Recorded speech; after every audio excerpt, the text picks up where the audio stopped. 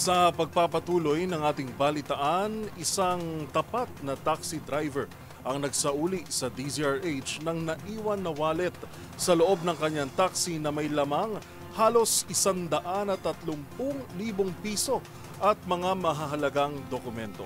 Ito'y upang ipanawagan sa himpilan na kuhanin ng may-ari ng naturang wallet na nagngangalang Beatriz Ugueta Jimenez ang kanyang napulot na wallet.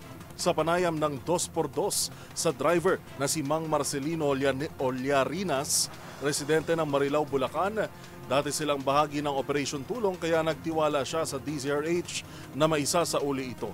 Sa katunayan, hindi rin anya ito ang unang beses na nagsoli siya ng mga naiiwang bagay sa loob ng kanyang taxi, kundi maraming beses na rin.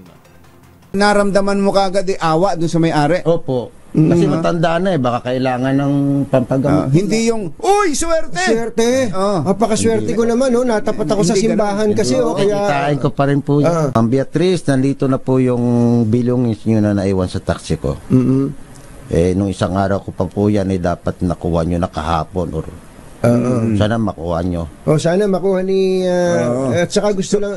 So ulitin natin, galing sila ng MOA. Molo Besia, nagpatid ng bakla. Mga alas 5:30 ng hapon ng araw ng linggo.